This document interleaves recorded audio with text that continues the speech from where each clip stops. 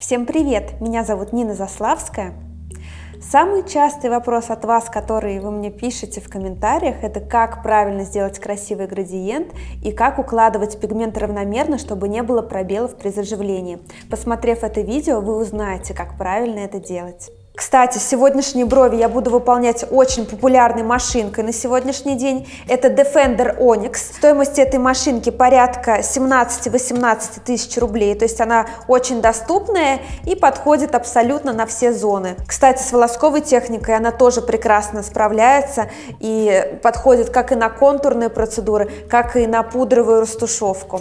Но чтобы было более пудровое напыление, я ставлю поменьше вольтаж. Сейчас я поставлю на 5,4. Ход иглы у этой машинки небольшой, так как эта машинка является короткоходом, всего лишь 2,38 мм. Но этого достаточно, чтобы вылет иглы был комфортным для моей работы. Поэтому при таком эксцентрике я могу поставить вылет иглы для работы где-то 1,7-1,8 мм. Мне этого вполне достаточно. Я настраиваю иголочку и все подготавливаю для работы.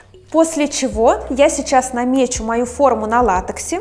Также в процессе тренировки советую вам всегда делать бровку чуть большего формата, чем обычный формат на живых людях.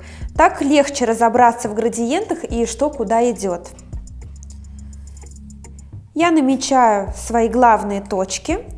Это точка А, начало брови, точка Б, излом, то есть апекс, и точка С, кончик бровки. Кстати, у меня есть много видео, как правильно построить красивую форму бровей. Вы можете перейти по ссылочке и посмотреть подробно, как же это сделать. Я пока продолжаю выстраивать форму.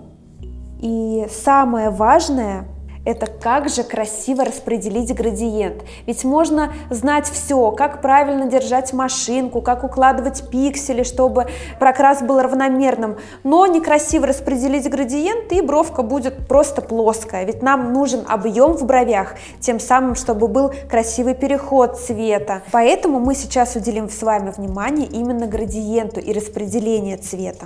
Если посмотреть бровь, у нее имеется градиент в двух направлениях. То есть он идет от темного кончика к светлому началу. Это привычный градиент, которым пользуются все абсолютно мастера. Но тут есть одна особенность.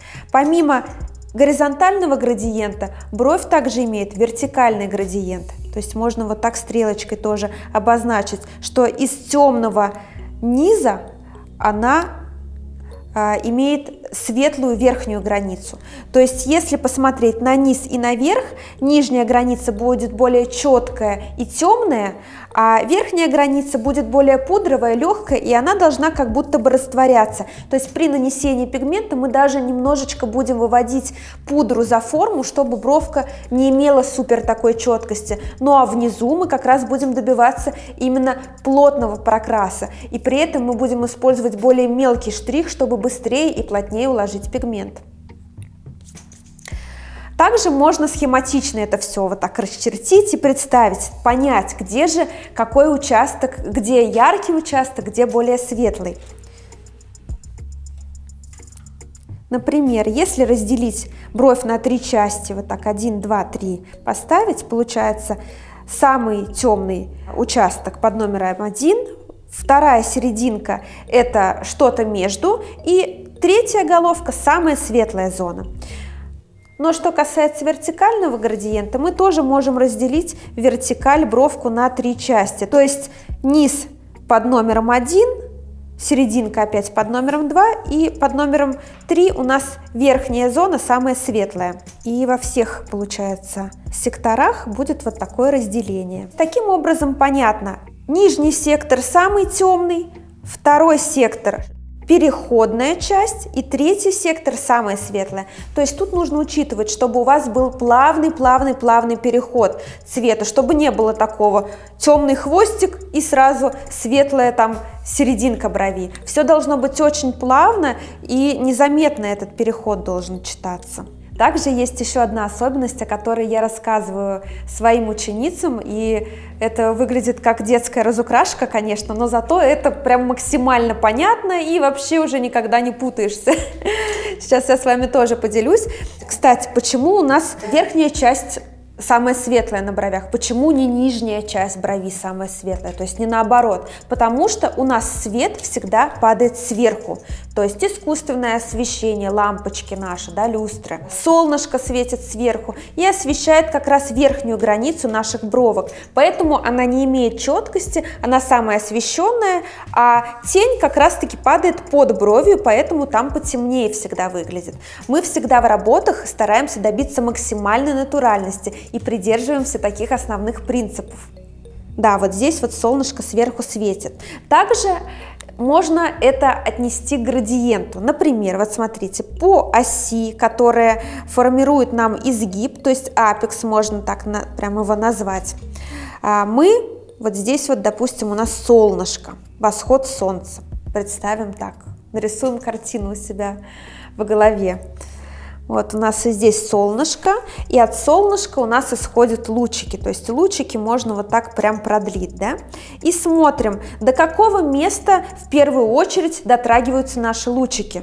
Вот оно, да, вот это место. Вот это место, как ореола над солнышком, самые темные. Потом эти лучики, идут кверху, да, то есть, соответственно, верхушечка на изгибе у нас посветлее. Только после этого лучики дотрагиваются до кончика, да? То есть, если вот так вот разложить всю бровь, чтобы она была, максимально естественной, красивой, все-таки самое темное на бровях место – это именно излом снизу, то есть вот это место. Если посмотреть на человека, или даже вы сейчас посмотрите на себя в зеркало, вы увидите, что кончики у нас немножко уходят в периферию, то есть закругляются по форме нашего лица. А все, что от нас находится дальше, наш глаз видит холоднее и светлее. То есть кончики мы видим в любом случае не такими яркими, как именно вот эти выступающие зоны. Поэтому как раз-таки нам лучики освещают направление, как мы распределим наш градиент. Самое темное будет именно на изломе, и уже светлее будет кончик. Но все же, если брать вот эту зону, это достаточно темная зона. Просто есть небольшая такая градация и переход цвета. Ну и потом тоже можно на лучики ориентироваться. Потом лучик дотрагивается до нижней границы, да, то есть сначала вот здесь, соответственно, будет уже светлее, чем на изломе, но темнее, чем на головке, потому что на головку у нас лучики падают в последнюю очередь. Ну и в самую последнюю очередь лучики падают и дотрагиваются до верхней части нашей бровки. Поэтому здесь самая светлая и прозрачная зона. Вот можно прорисовывать себе всегда такое солнышко на восходе и ориентироваться как раз на лучики при прокрасе и распределении красивого градиента в бровях. А сейчас я покажу вам, как это технически сделать уже машинкой, из чего все-таки нужно начать. Да и вообще все покажу, как штрих наносить. И задавайте свои вопросы, кстати, в комментариях. Может, я что-то забуду и не скажу вам? Тогда придется снять еще один ролик и рассказать все подробности. Во-первых, начнем с оборудования. Конечно, красивую растушевку можно сделать абсолютно на любом оборудовании, но если у вас машинка длинноходная, то пиксельность будет более выраженная. Если же вы обладатель короткоходной машинки, вы можете поставить вольтаж чуть меньше, например, на 5,5-5,6 вольт. Тогда машинка будет больше распылять пигмент, и даже короткоходной машинкой у вас получится очень воздушная, красивая, легкая бровка. Еще очень важный момент в выборе игл. Чтобы пудровая растушевка и пиксели были более выраженные и четкие, мы берем среднюю или короткую заточку. Она переводится как МТ или СТ.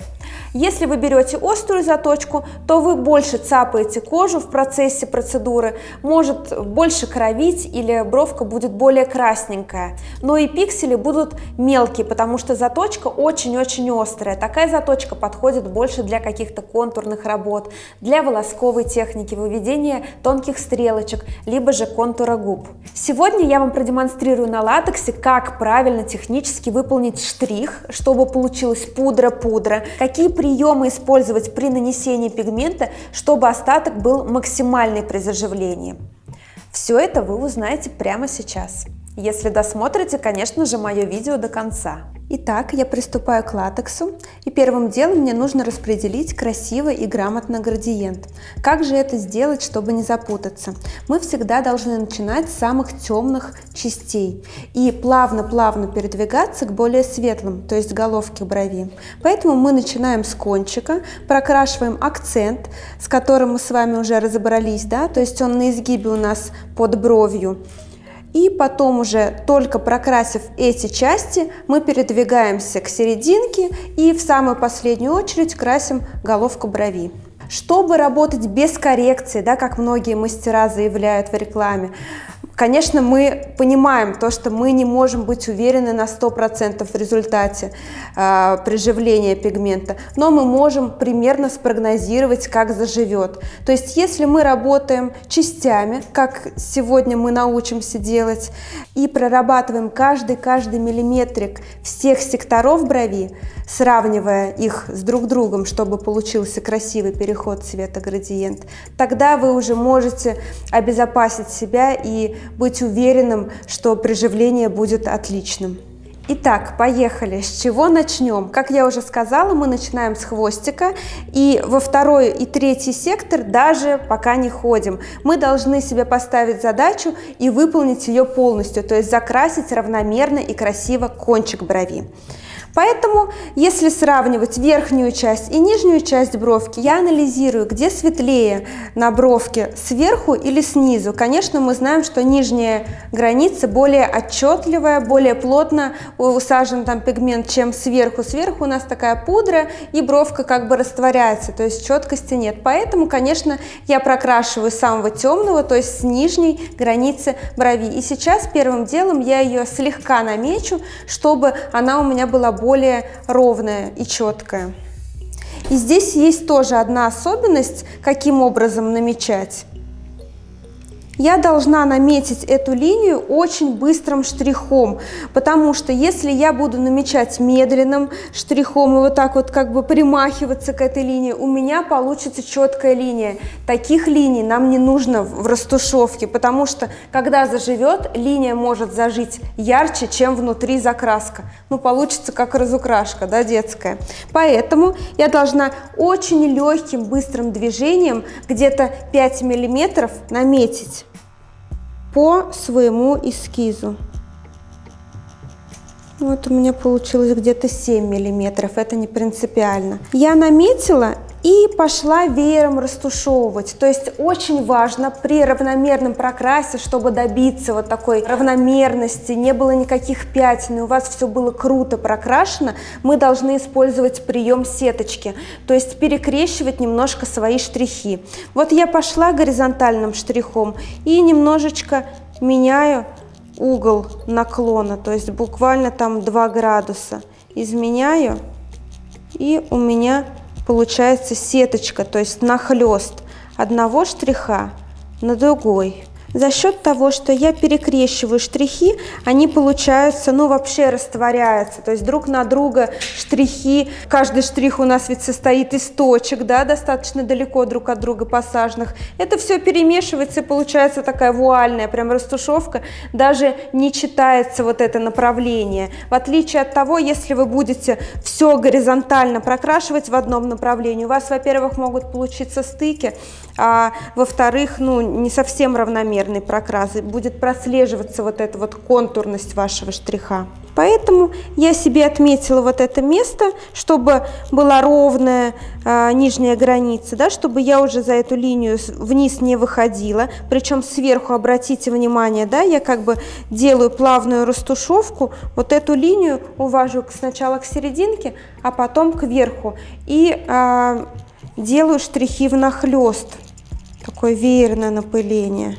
Изменяю свое направление штриха всегда. Сначала в одну сторону положила штрих, потом меняю чуть-чуть направление, в другую положила.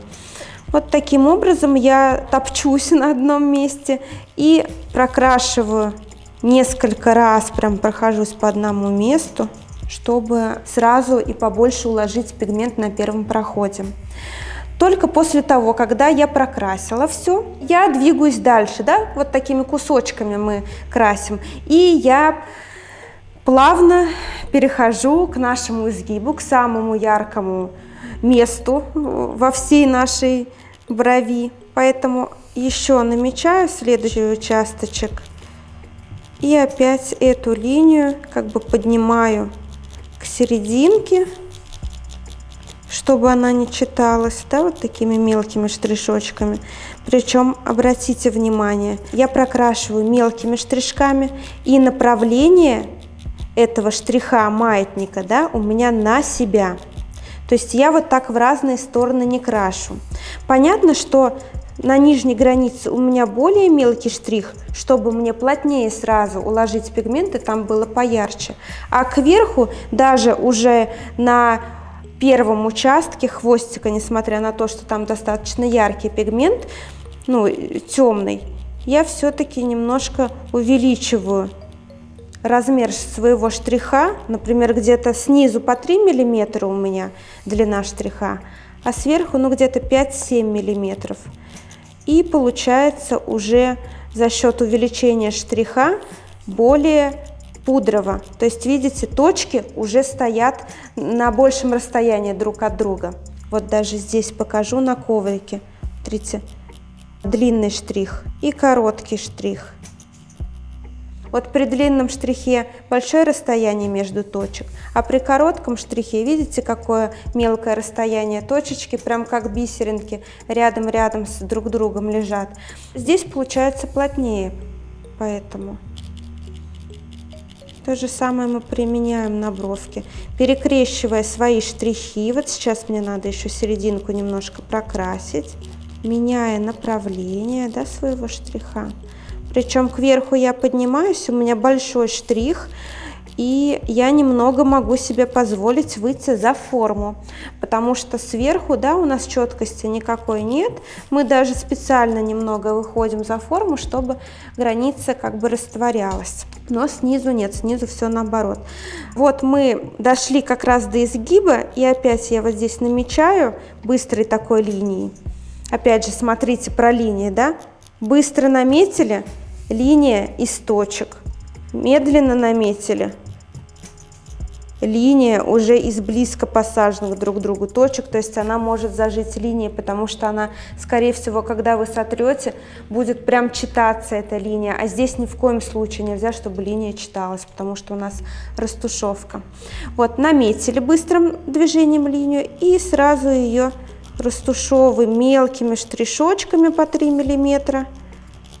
Сначала до серединки растушевываем, и потом уже вот эту третью верхнюю часть на кончике мы доделываем. Таким образом у нас прям все очень равномерно, все прокрашено, ни один участок мы из виду не упускаем, прокрашивая бровь. И, ну, соответственно, не будет никакой потери вашего эскиза. Когда вы сотрете, у вас все прекрасно будет на месте и будет хороший остаток. Тут очень важно не пропускать как раз ни один участок, все фиксировать, проходиться по одному месту как можно больше раз на первом проходе, но и важно учитывать как раз-таки весь градиент, как мы сейчас и делаем, потому что если вы просто равномерно закрасите всю полностью бровь, вы можете перетемнить, например, на головке или на серединке, да, и уже, ну, когда перетемнишь, назад пути нет, как говорится. Лучше не до, чем пере. Поэтому мы вот такими маленькими шажочками движемся к истине красивой брови. Вот, я продолжаю штриховку. Перекрещиваю, перекрещиваю. Обратите внимание, здесь у меня уже чуть побольше мой штрих становится, подлиннее, точнее, потому что, ну, все-таки и увеличивается у меня пространство, я могу размахнуться. И я уже как бы прокрасила эту косточку, передвигаюсь к закраске серединки, поэтому здесь уже нет такого опасения, что вы заглубите, потому что на изгибе и на кончике очень мало подкожной жировой клетчатки, тонкая кожа, то есть вы, если будете вот так быстро махать, большим махом туда-сюда, да, у вас будет маятник, то вы засадите просто пигмент, потому что когда от себя штрих проводишь, ну, кожу так не чувствуешь, как, например, ты работаешь, когда мелкими штришочками к себе. Поэтому лучше себя перестраховать, как говорится, и мелко проработать по направлению к себе штришочки, использовать именно вот эту часть на кончике и на изгибе. Здесь уже можно работать маятником в обе стороны и не бояться, потому что здесь уже вот даже пальчиком, если потрогать, потолще кожа и вот эта жировая прослоечка, так ее назовем. Продолжаем закрашивать, вернемся к бровке. И здесь мы должны сделать акцент, поэтому все-таки в этом месте чуть потемнее, поярче, чем на хвостике. Поэтому я еще усаживаю быстрым таким шагом сверху уже, несмотря на то, что у меня прокрашено. И мне нужно сейчас затемнить. И опять же я всегда применяю вот этот перекрестный штрих веерный, да, то есть я меняю направление штриха, у меня получается эффект сеточки, и еще более равномернее становится прокрас. То есть я могу более вертикальный штрих использовать, могу горизонтальный, могу в другую сторону повернуть. Это не имеет значения, самое главное использовать этот прием. Ну и всегда мы сравниваем нижнюю часть, серединку, верхнюю. Всегда идем путем сравнения, чтобы как раз-таки был красивый градиент. Ну и идем дальше. Также намечаю нижнюю границу быстрым штрихом. Мелким штришочком по 3 мм растушевываю эту линию, которую я наметила до второго сектора. У меня все еще мелкий штрих.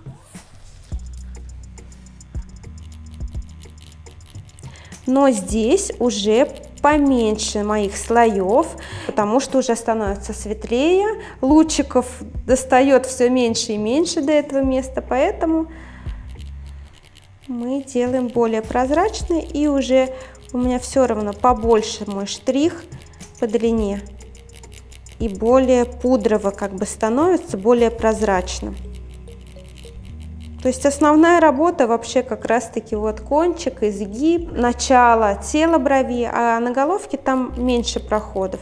Как раз-таки яркости вот этого акцента мы достигаем путем наслоения, то есть количеством слоев яркость получается.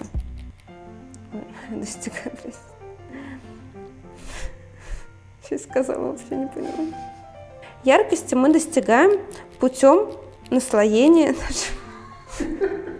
слоев. Упустим этот момент.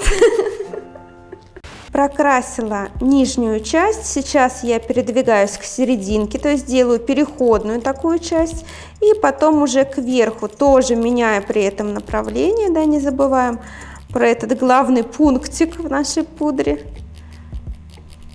И выходим немножко за контур сверху. Я перебарщивать не буду, я лучше доделаю окончательно, когда я уже сотру, посмотрю, где надо доделать, где пробел, чтобы сейчас не перебарщивать, но в то же время я достаточно много уделяю внимания каждому месту, чтобы эскиз хорошо сохранился. Торопиться не надо. Вот, и мы уже прокрасили практически всю бровь и пришли к головке брови. Сейчас немного наметим то же самое, нижнюю часть, но стоит учитывать то, что мы уже на третьем секторе. На головке брови она у нас самая светлая, поэтому я боюсь здесь переборщить и работаю легко-легко. Немножко нажим свой делаю поменьше, еще поменьше. Я лучше сделаю побольше слоев и затемню, если мне нужно будет, но ни в коем случае при этом я не заглублю и не затемню головку, это очень страшно. Я каждый сантиметрик сравниваю, чтобы он был всегда светлее предыдущего, ну, чтобы не перетемнить, и был плавный, красивый градиент.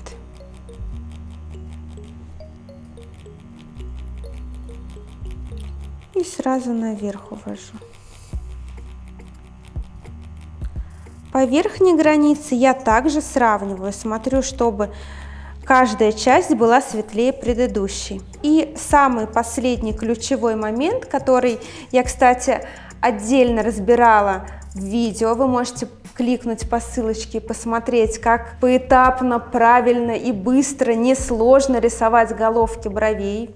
Этому мы уделили целое видео, потому что на самом-то деле, такая сложная тема. Я помню, поначалу тоже очень мучилась с головками бровей, не понимала, как их красиво вывести. Они ведь должны не иметь четкой границы и растворяться так же, как бы прям сходить на нет. Поэтому тут вот есть такая важная фишка, как бы небольшой даже секретик я назвала. Вот у нас есть засечка первая, да, и мы не должны бояться выйти за вот эту границу, то есть начало бровей. Мы немножечко выходим за нее, не ограничиваем себя, иначе получается прям, все равно резкое начало. И даже несмотря на то, что оно светлое, оно все равно может читаться. При такой технике не должно читаться начало, то есть бровь должна быть прям вуальная и растворяться. И смотрится тогда прям вау и на фотках, и в жизни. И, конечно, это такая уже современная техника. Вот, как это сделать? Снизу то же самое. Намечаю легкий штрих, не боюсь выйти, да, и сначала я прям легко растушевываю нижний свой сектор, при этом выхожу за краешек, вот до серединки растушевываю. И потом растушевываю до самого конца. При этом маятник у меня в обе стороны и очень легкий нажим. Вот эта часть, которую я сейчас штрихую, верхний, да, вот этот уголочек, он самый-самый светлый, поэтому с ним еще осторожнее, чем вообще с каждым уголочком на этой брови.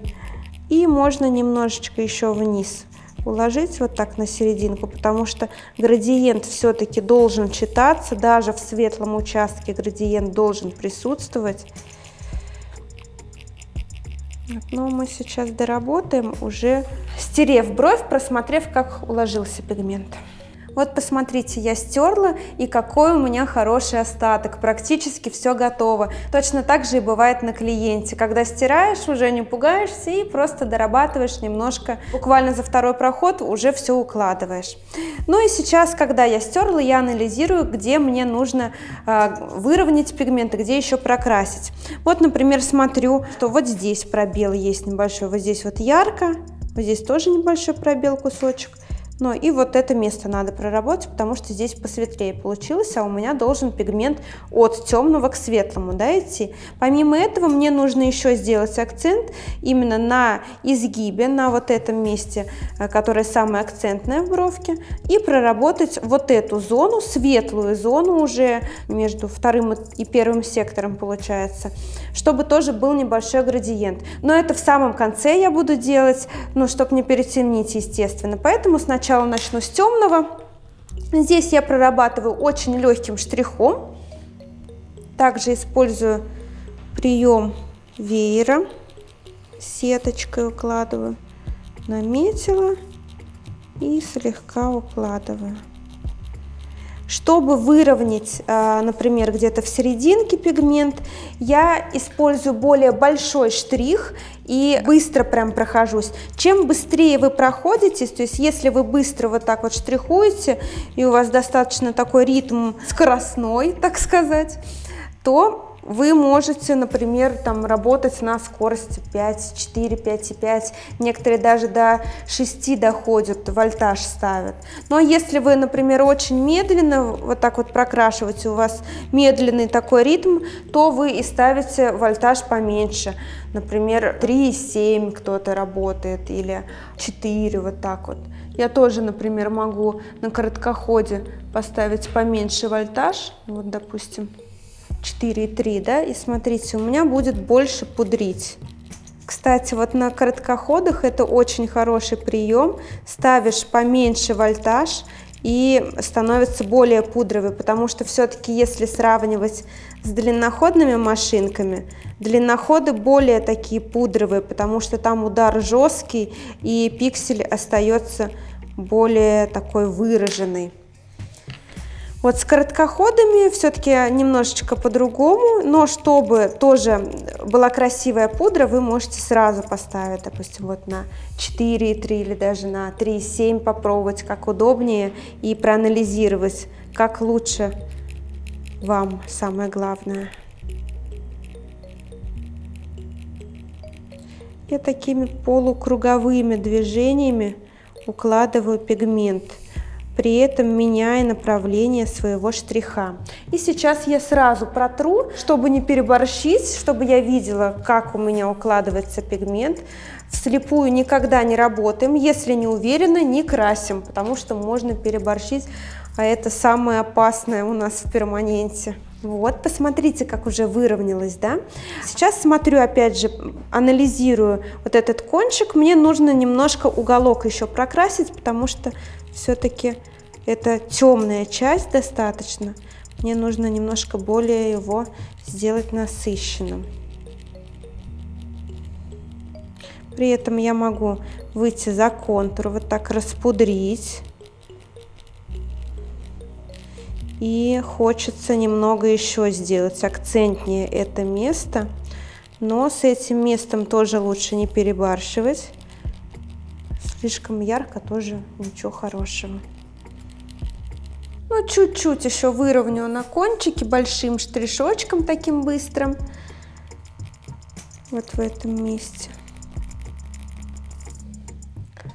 Так, и медленно я передвигаюсь уже к вот этому месту, которое мне тоже нужно сделать красивым, градиентным. Поэтому я начинаю с нижней части, мне чуть-чуть надо ее затемнить.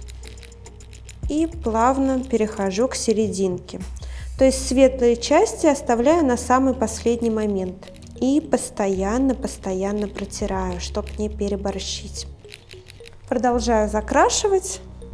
Мне нужно еще чуть затемнить вот это место. Быстрым таким штришочком я это делаю. И по верху тоже не забываю сравнивать каждый участок. То есть здесь темнее, потом светлее, светлее, светлее. Так, ну и сейчас смотрю опять, да, чуть-чуть еще хочется потемнее сделать снизу вот здесь. Но не перетемняем ни в коем случае, поэтому немножко прокрасим и опять протрем, посмотрим.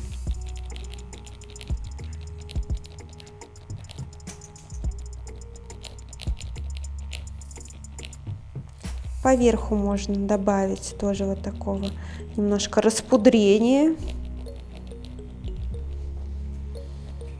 И также выходим за начало бровки, едва-едва касаясь кожи. Ну, я закончила. Давайте все-таки подытожим с вами, что же нужно, чтобы добиться красивого равномерного градиента. Первое – это работать послойно и перекрещивать штрихи при нанесении. То есть эффект сеточки мы добиваемся с помощью как раз-таки изменения направления своего штриха в процессе нанесения. Получается наслоение, например, одного слоя на другой. При этом выглядит это все очень пудрово и вуально, не читается вот эта контурность штриха. Второе – это то, что мы работаем зонально и сравниваем каждую часть с другой. И третье – мы начинаем всегда с самых темных моментов и плавно-плавно передвигаемся к более светлой, то есть головке брови, чтобы не перетемнить и было все хорошо, красиво прокрашено. Ну и самое важное, чтобы у вас не было заглублений в процессе заживления, не было каких-то темных пятнышек в бровях, нужно на кончике и на изгибе использовать направление штриха к себе, то есть прокрашивать мелкими штришочками и направление обязательно к себе, потому что здесь мало подкожной жировой клетчатки, можно засадить пигмент, даже не поняв при этом, что вы заглубились, потому что, работая на одной и той же глубине, вы можете вообще спокойно засадить. И чтобы как раз-таки не засадить, еще можно немного сдвигать вот эту зону при работе с косточки, то есть с выпуклой части. Вот. Ну и, конечно, мелким штришочком и к себе работаем.